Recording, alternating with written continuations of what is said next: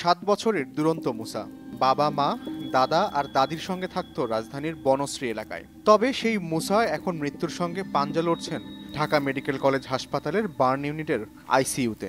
কিভাবে হলো মুসার এই পরিণতি? আইসিইউ এর বারান্দায় বসেই মুসার মা নিশামণি জানিয়েছেন সেই ভয়াল অভিজ্ঞতার কথা।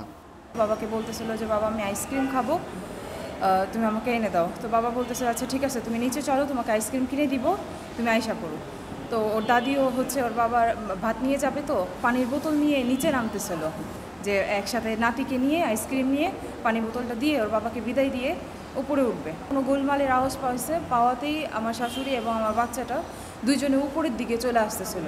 যে একটা সিঁড়ি আমার বাচ্চা পার করতে না মানে পা দিছে, একটা সিঁড়িতে পা দিছে, অমনি হঠাৎ করে গুলি আইসা প্রথমে কেচে গেটে লাগছে, কেচে গেট থেকে দেন আরেকজনের পকেট এবং গেঞ্জি পাস করে আমার ছেলের মাথা থেকে আমার শাশুড়ি তলপেটে গুলি লাগছে।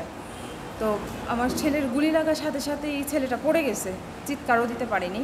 তো আমার শাশুড়ি বুঝতে পারেনি আমার শাশুড়ির শরীরে যে গুলি লাগছে, কিন্তু উনি 2 তলা পর্যন্ত উঠেই উনি অজ্ঞান হয়ে পড়ে গেছে। ওনার সারা শরীর ব্লিডিং হচ্ছিল। তো অজ্ঞান হয়ে পড়ার পরে ওনাকে বাইরের লোকজন ওনাকে নিয়ে হাসপাতালে চলে যায়। বেলা 12টায় সরেজমিনে ঢাকা মেডিকেল কলেজের শিশু সার্জারি বিভাগের ওয়ার্ডে দেখা যায় মুসা তার বাবা মোস্তাফিজুর রহমানের কোলে শুয়ে আছেন।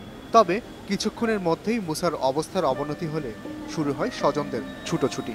অনেক চেষ্টায় মুসার জন্য একটা বিছানার ব্যবস্থা হয় আইসিইউতে। গুলি একটা আসেনি, গুলি কয়েকটা আসছে। আমি নিজে বাসায় গিয়েছিলাম, যা দেখি যে দেওয়ালগুলো ছিদ্র ছিদ্র হয়ে গেছে। তারপরে যেখানে গুলিটা লাগছে আমার কেচে কেটে রডটাও বাঁকা হয়ে গেছে। নিশামণি বলছিলেন মুসার সঙ্গে তার দাদির সম্পর্ক ছিল বন্ধুর মতো।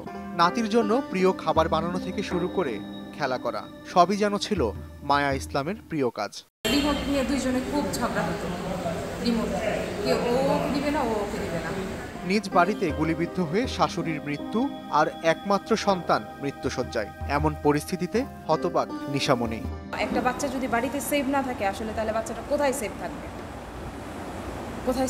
বাড়িতে ছিল, ইভেন তার পরিবারের সাথে ছিল দাঁড়ানো। চেয়ে থাকেন শূন্য দৃষ্টিতে, অপেক্ষা কেবল কবে চোখ খুলবে আর কথা বলবে মুসা। এস এস আল আরিফিন, প্রথম আলো।